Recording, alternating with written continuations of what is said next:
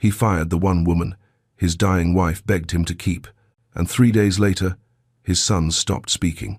Not a word, just silence, the kind that feels like something inside them had died. But that wasn't the worst part. The worst part was what his wife had hidden on her laptop, a secret so devastating it would destroy everything he thought he knew. Terry William pulled up to his Virginia water estate 2 days early. 6 weeks in Singapore, deal closed. All he wanted was to see his boys. He walked through the side gate expecting quiet, order, the kind of control he'd built since Sarah died. But what he saw stopped his heart. On the lawn, his 3 sons sat in a cheap plastic tub, covered in mud, screaming with laughter, the kind they hadn't made since their mother's funeral. And Mary Walker, the nanny he'd hired 6 months ago, stood over them with a garden hose, soaked, smiling, like she'd unlocked something he didn't know his son still had. Something snapped inside him. What the hell is this? The laughter died. His sons froze. Mary's smile collapsed. I leave for 6 weeks and come home to find my sons being treated like animals? Mr. William, they were just, you're done. Pack your things. I want you gone tonight. The words came out cold. Final. His sons started screaming. Mama Mary! Mama Mary! But Terry had already turned away. That night, alone in his study, Mrs. Patel brought him Sarah's laptop, the one he hadn't opened since she died. Mrs. Sarah made me promise, she said quietly. If you ever sent Mary away, I was supposed to show you this. A folder on the screen. For Terry, if he pushes her away. Password hint. Where you proposed. He typed it in. The folder opened. 12 videos, all from Sarah's final months. He clicked the first one. Sarah's face appeared, thin, pale, eyes burning with something he couldn't name. Terry, if you're watching this, you've just made the worst mistake of your life. His hands went cold. Mary isn't who you think she is. Outside, a taxi pulled away. Mary was gone. Upstairs, his sons had stopped crying. They'd stopped everything, and Sarah's voice echoed in the dark. What I'm about to tell you will change everything you thought you knew about her, about me, and about the man who's been standing beside you all these years. Before we go any further, subscribe, hit like, and tell me where you're watching from. Because what happens next will show you that sometimes the people we push away were sent by God to save us, and that the truth Sarah left behind wasn't just about Mary, it was about something far more dangerous. I hope this story reminds you that kindness comes from the heart, even when the heart is breaking. Now let me show you what Sarah said next. Sarah's face filled the screen. She looked so small, so tired. The blue cardigan hung off her shoulders like it was too heavy to wear. But her eyes, God, her eyes, they were sharp, alive, like she knew exactly what was coming. Terry, just his name. But the way she said it made his chest tighten. If you're watching this, you've just fired Mary. And I need you to understand something before you do anything else. He couldn't move, couldn't breathe. Mary Walker isn't just a nanny. She's Dr. Mary Walker. She has a doctorate from Cambridge, child psychology. She ran a practice on Harley Street, one of the best in London. Families waited months to see her. She was brilliant, Terry. Successful, everything she'd worked for. Terry's hands gripped the edge of the desk, and she walked away from all of it. For us, for our boys. Sarah leaned closer to the camera, and he could see the tears in her eyes now. When I was dying, I knew what would happen. I knew you'd try to raise them the way your father raised you. Perfectly, controlled, safe. But Terry, safe isn't the same as alive. Her voice cracked. I needed someone who understood grief, someone who knew what it felt like to lose everything and still choose to keep loving. So I found Mary. Terry's vision blurred. She lost her little sister when she was 19, leukemia. She was just a kid herself, studying at university, and she got the call that her baby sister was dying. She dropped everything, sat by that little girl's bedside at Great Ormond Street Hospital for 3 weeks, held her hand while she slipped away. Sarah wiped her eyes, and when it was over, when they buried her sister, Mary made a promise. She promised she'd spend the rest of her life helping children who were drowning in grief, teaching them it was okay to feel, okay to cry, okay to still find joy even when everything felt broken. Terry couldn't see the screen anymore. The tears were too thick. Our boys are her mission, Terry, her calling, the way she keeps her sister's memory alive. She didn't take this job for money. She took it because I begged her to. Because I knew God. I knew that after I was gone, our sons would need someone who understood that healing doesn't mean forgetting. It means learning to carry the love forward. Sarah's voice softened. I set up a trust for her, £400,000, through my solicitors in Windsor. I did it so you couldn't just dismiss her the first time she scared you. The first time she let the boys get messy. The first time she reminded you that love isn't something you can control. The video paused. Sarah looked directly into the camera, directly at him. Don't push her away, Terry. Please. She's the best thing I could leave them. The best thing I could leave you. The screen went black. Terry sat in the dark, Sarah's voice still echoing in his head. Outside, the taxi was gone. Mary was gone. And upstairs, his sons had finally stopped crying. The silence was worse. He stood, legs shaking, and walked to the nursery. The door was open. Inside, Aaron, Alex, and Adrian sat together on Aaron's bed. Their faces were red, eyes swollen, but they weren't making a sound. Boys, Terry said softly, it's okay. Daddy's here. They didn't look at him. They just stared at the wall. At the mural, Mary had painted a garden full of flowers, each one labeled with a feeling. It's okay to be sad. It's okay to miss Mummy. Boys? Nothing. Aaron's lip trembled, but he didn't speak, didn't move, and Terry realized with a horror that felt like ice in his veins that something inside them had broken. Something he'd broken. He pulled out his phone, hands shaking, and dialed Mary's number. It rang once, then went to voicemail. He tried again. Voicemail. Again. This time, a text came through. Mr. William, I understand your decision. The boys will be fine. Give them time. They're stronger than you think. Mary. The formality of it, Mr. William felt like a door slamming shut. He typed back, Mary, please, I need to talk to you. It's about Sarah. The message showed as read, but no response came. Terry sank onto the floor of the nursery, his back against the wall, staring at his silent sons. And for the first time since Sarah died, he let himself break. Because he'd just lost the only person who knew how to put his family back together, and he had no idea how to get her back. Morning came too fast. Terry hadn't slept. He'd spent the night on the floor of the nursery, watching his sons breathe, waiting for them to wake up asking for breakfast, for cartoons, for anything. But when the sun finally broke through the curtains, they just sat up in silence. No words, no tears, just 3 pairs of blue eyes staring at nothing. Mrs. Patel brought breakfast, scrambled eggs, toast cut into triangles the way Mary used to do it. The boys didn't touch it. Come on, Terry whispered, kneeling beside Aaron. You need to eat, buddy. Aaron turned his face away. Alex pulled his knees to his chest. Adrian stared at the mural on the wall, the one Mary had painted. His lips moved like he was trying to say something, but no sound came out. Terry's phone buzzed. A text from his assistant. Sir, you need to see this. It's everywhere. He opened the link, and his stomach dropped. The video was grainy. Doorbell camera footage from his neighbor's house, but it was clear enough to see him storming across the lawn, clear enough to hear his voice sharp, cold, cruel, cutting through the laughter, clear enough to see Mary's face crumble, clear enough to hear his sons screaming her name as he sent her away. The caption read, Billionaire fires nanny for letting his kids have fun. Number justice for Mary. It had been shared 20,000 times. The comments were brutal, disgusting. That woman was giving those kids joy and he fired her for it. Rich people are so out of touch, it's sickening. Someone find Mary Walker and give her the life she deserves. Those boys were lashing. When's the last time he made them laugh? Terry's hands shook. His phone rang. His PR team, his lawyer, the head of his company's board. Everyone wanted to know what he was going to say, how he was going to fix this. But he couldn't think, because outside, the gates were filling up with reporters.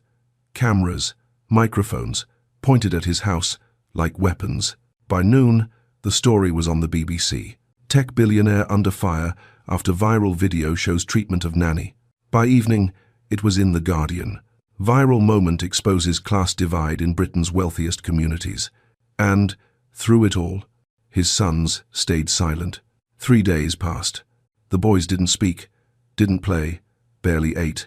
They sat together in Aaron's room, holding hands, staring at Mary's mural like they were waiting for her to walk back through the door. Terry called a doctor, a pediatrician from Wentworth, a woman with kind eyes who'd treated the boys since they were born. She examined them carefully, gently, but when she came downstairs, her face was grave. "Mr. William," she said quietly, "this is selective mutism. It's a trauma response. They've lost their mother, and now they've lost the person who was helping them process that grief. They don't feel safe enough to speak." Terry felt the floor tilt beneath him. "How do I fix it?" The doctor looked at him with something close to pity. "You bring her back." That night, Terry stood in the boys' room, watching them sleep. They were curled together in one bed, Aaron's arm around Alex, Adrian tucked between them, like they were trying to hold each other together. On the wall, Mary's mural glowed softly in the nightlight. It's okay to feel sad. It's okay to miss Mummy. It's okay to need help. Terry's throat burned. He pulled out his phone and called the one person who could find her. "David," he said when his solicitor answered, "I need you to find Mary Walker. I don't care what it costs. I don't care how long it takes. I need her back." There was a pause. "Terry, have you seen the news?" "I know. I don't care. Just find her." Another pause. "I'll do my best. But Terry, she may not want to be found." The line went dead. And Terry stood alone in the dark, surrounded by his silent sons, knowing he'd broken something he didn't know how to fix. David called back within 48 hours. "I found her." Terry's heart lurched. He was standing in his study, curtains drawn against the reporters still camped outside his gates. "Where?" "Wandsworth, a modest flat. She's living off the trust Sarah left her." "But Terry," David's voice softened, "she won't take your calls. I tried. She said she has nothing to say to you." "Then I'll go to her." "She said she'll see you once. Just once. That's all she's offering." Terry closed his eyes. "Set it up." They met 2 days later at a cafe in Richmond. Quiet, overlooking the Thames. Mary arrived in jeans and a sweater, her hair loose around her shoulders. She looked different, smaller somehow, or maybe just tired. She sat across from him without smiling. 10 minutes, she said. Terry's throat went dry. I watched Sarah's videos. Mary's expression didn't change. All 12 of them. I know about Cambridge, about Harley Street, about your sister. Still nothing. I know I was, his voice cracked. I was wrong, completely wrong, and I'm sorry doesn't even begin to cover it. Mary looked out at the river. The water moved slowly, carrying leaves and light. Your 10 minutes are running out, Mr. William. The formality cut deeper than any anger could have. They've stopped speaking, Terry said quietly. That got her attention. Her eyes widened, just slightly. Since when? 3 days after you left. Mary closed her eyes. Pain flickered across her face, real, deep pain. The doctor called it selective mutism. She said they lost Sarah, and then I took away the person who was helping them grieve her. Mary's hands tightened around her cup.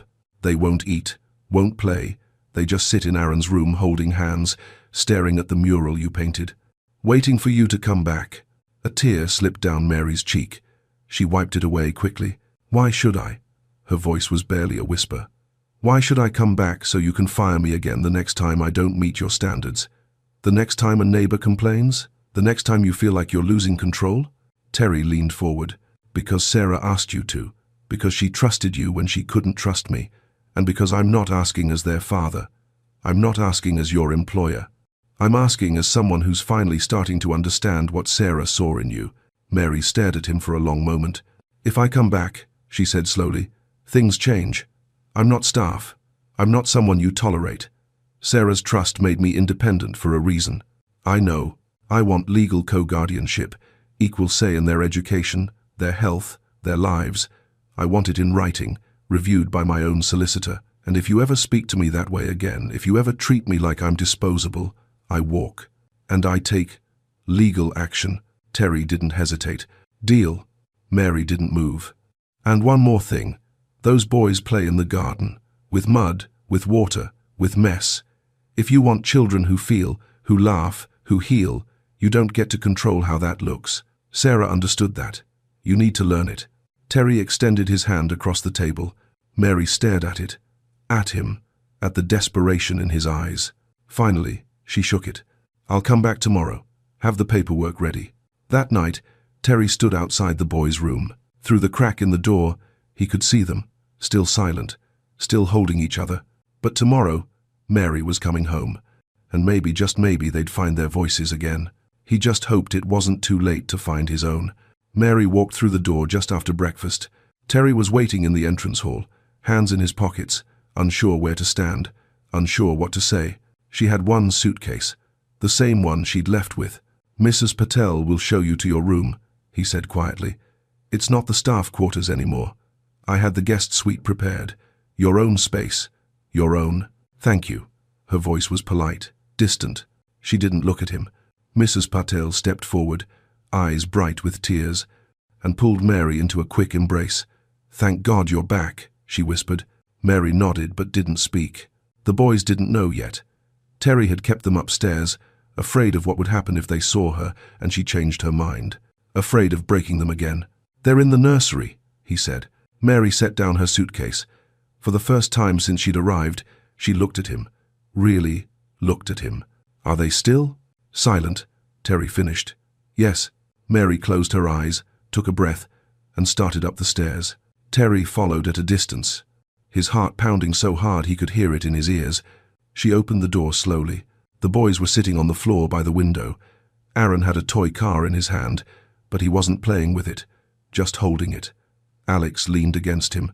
Adrian stared at Mary's mural like he was trying to memorize it. Mary stepped inside. "Hi, loves." 3 heads turned at once. For a moment, nothing. Just wide eyes and frozen bodies. And then, Aaron dropped the car. It clattered to the floor. "Mama Mary." His voice was so small, so broken. Mary's knees buckled. She dropped to the floor, arms open. All 3 boys rushed her at once. They crashed into her like a wave, sobbing, clutching her shirt, her arms, her hair, holding on like she might disappear again if they let go. "I'm here," Mary whispered, her voice shaking. "I'm here, I'm here, I'm here." "You left," Alex sobbed into her shoulder. "You left us." "I know, baby. I'm so sorry.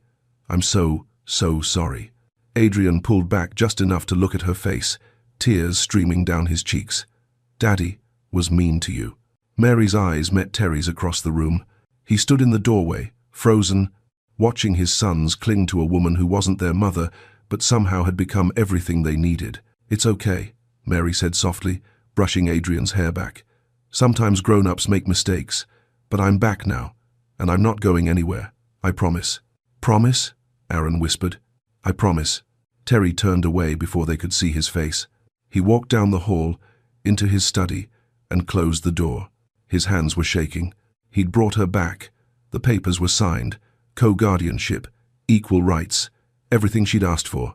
But standing there, watching his sons hold her like she was the only thing keeping them alive, he realized something that made his chest ache.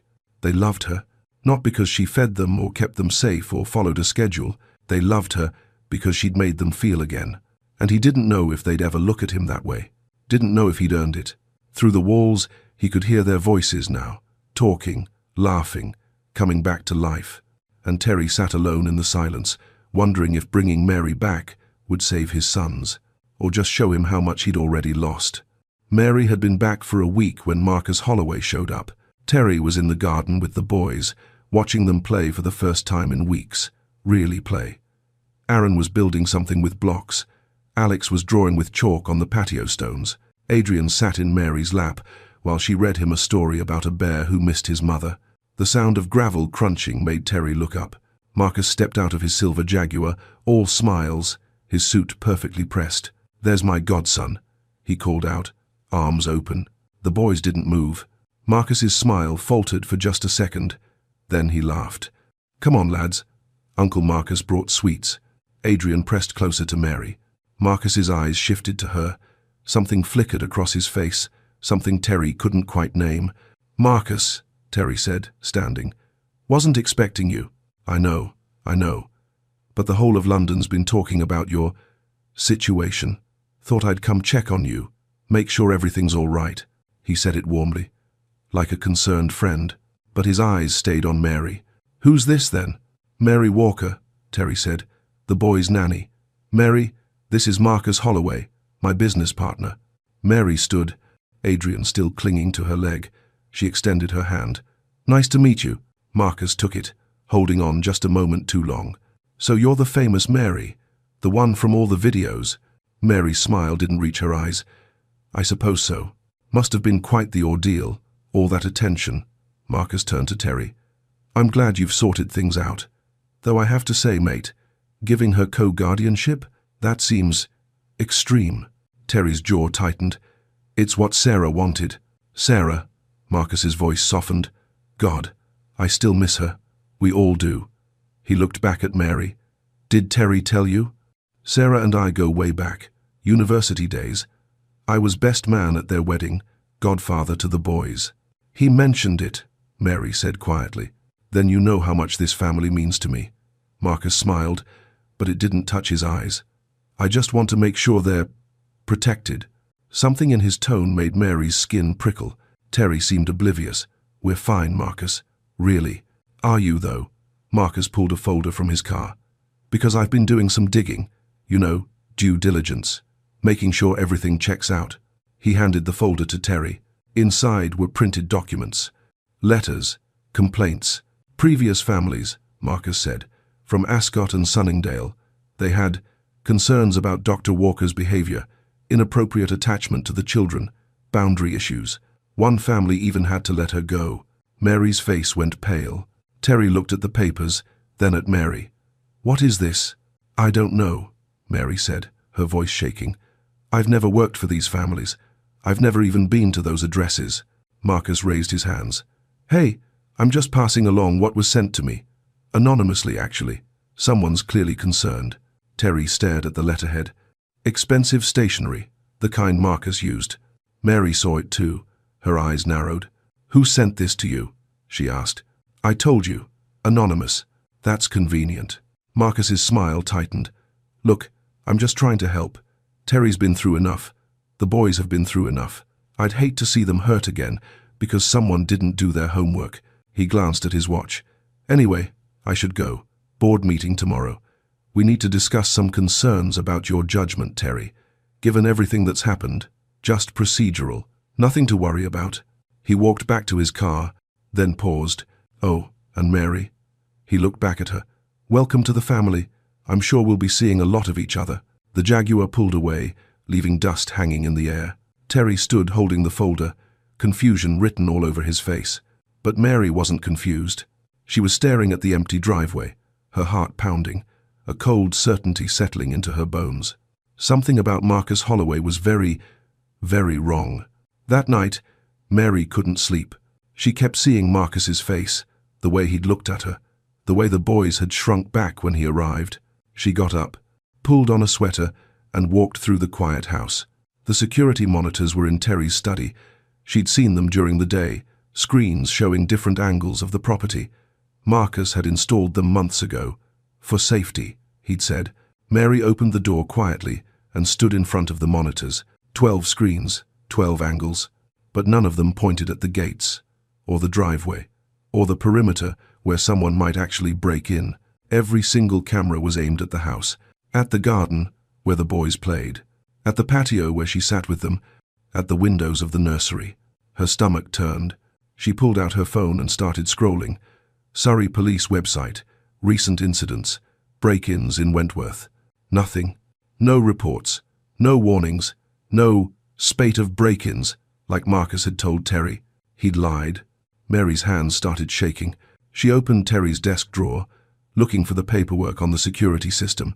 Receipts, invoices, anything. Instead, she found something else. A file. Thin. Unmarked. She opened it. Inside was a death certificate. Sarah Elizabeth William. Cause of death. Metastatic breast cancer. But clipped to it was something else. A letter. Hospital stationery. Royal Marsden. Mary's eyes scanned the words. Inconsistencies in patients' medication levels. Blood work does not reflect prescribed dosages. Recommend further investigation. The letter was dated 3 weeks before Sarah died. Mary's breath caught. Someone had flagged Sarah's treatment. Someone had noticed something was wrong, but the letter had never been followed up on. She kept reading. At the bottom, a handwritten note from a nurse. Patient mentioned concerns about medication being altered. Husband's business partner has been asking detailed questions about her prescriptions. Patient seemed frightened but wouldn't elaborate. Mary's blood went cold. Business partner, Marcus. She grabbed the file and ran upstairs. Terry's bedroom door was closed. She knocked once, then pushed it open. Terry. He sat up, groggy. Mary? What? I need you to look at something. She turned on the light and handed him the file. Terry blinked, confused, then started reading. His face changed. Color drained from his cheeks. What is this? I found it in your desk. Terry. Someone tampered with Sarah's medication. That's not possible. Read it. His hands shook as he read the nurse's note again. Business partner asking about prescriptions. No. Terry whispered. No. Marcus wouldn't. Where did Sarah get her medication? The pharmacy. Boots. In Weybridge. Marcus used to pick it up for me when I was traveling. He was trying to help. Terry stopped. The words died in his throat. Mary watched realization break across his face like glass shattering. He picked up her medication, Terry said slowly. Every time I was away, he insisted. Said he wanted to help. Said I had enough to worry about. Silence filled the room. Heavy, suffocating. Terry, Mary said quietly, we need to call the police. But Terry wasn't listening. He was staring at the letter, tears streaming down his face, his whole body shaking. He killed her, Terry whispered. Marcus killed Sarah. And in that moment, everything they thought they knew shattered. Terry didn't move for a long time. He just sat there, holding the letter, tears falling onto the paper, his breath coming in shallow gasps. Mary sat beside him on the edge of the bed, not touching, just there. I should have known, Terry finally whispered. I should have seen it. You trusted him. She was dying right in front of me, and I didn't. His voice broke. I didn't question why the treatment wasn't working. The doctors said, sometimes it just happens. Sometimes the cancer wins. And I believed them. Terry. He was there the whole time, at the hospital, bringing her food, asking about her medication, being the perfect friend, and I thanked him for it. Mary's throat tightened. Terry looked at her, his eyes red and hollow.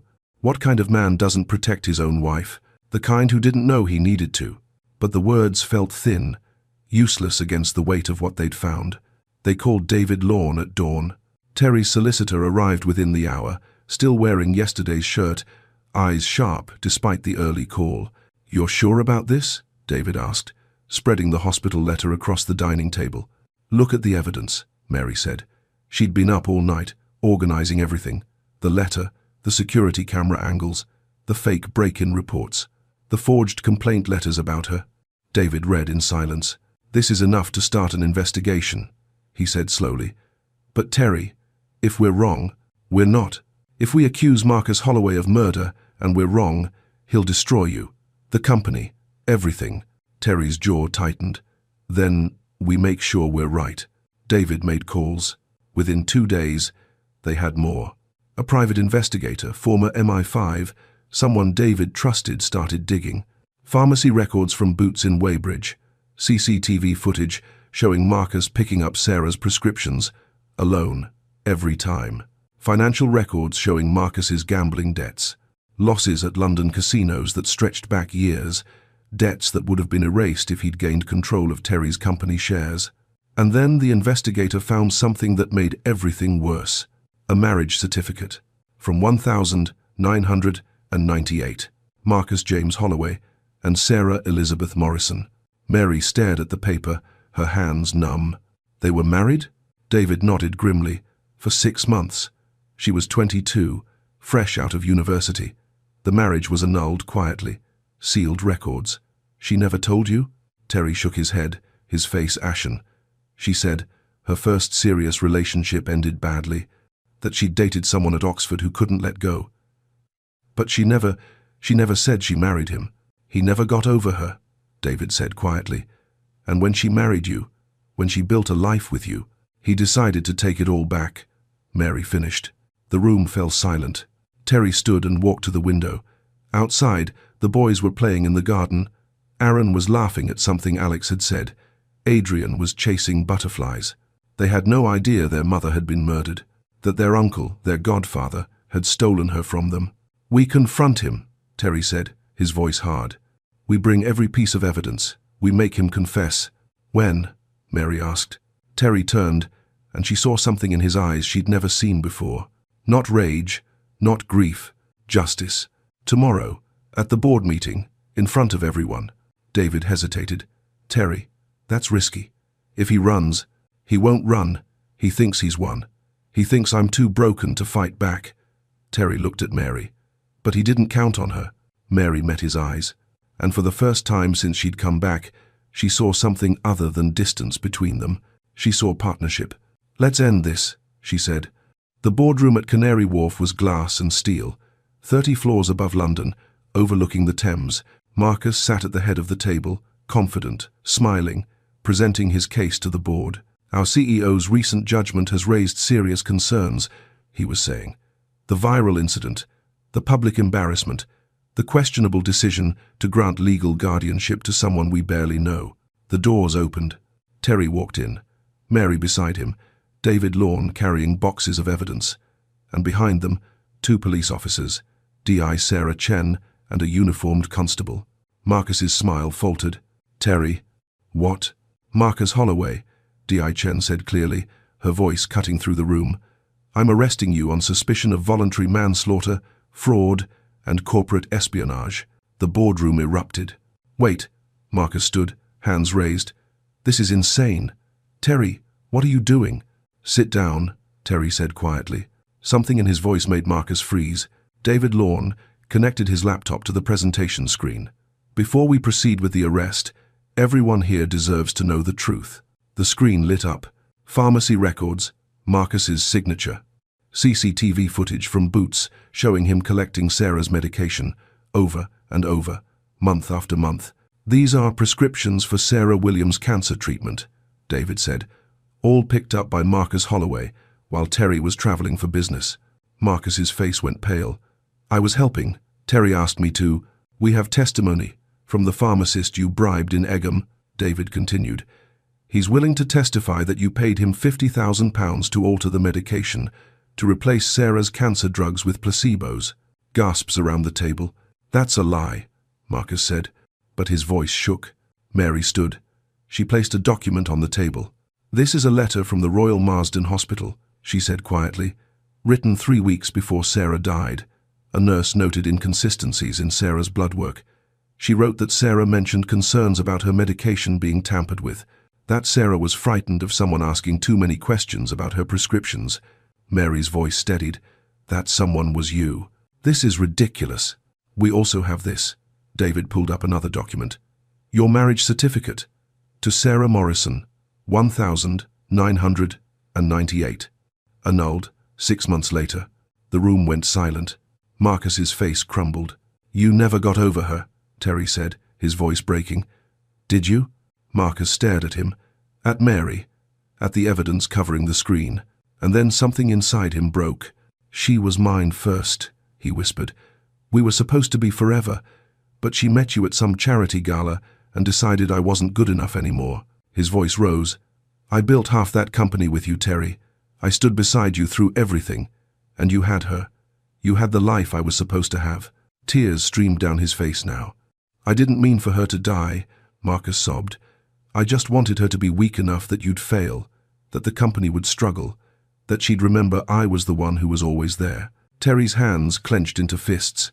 "But she didn't come back to you," Mary said softly. "She got sicker, and you watched her die." Marcus looked at her, his face twisted with anguish.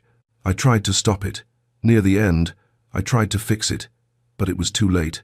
The cancer had spread too far." D.I. Chen stepped forward. "Marcus Holloway, you're under arrest."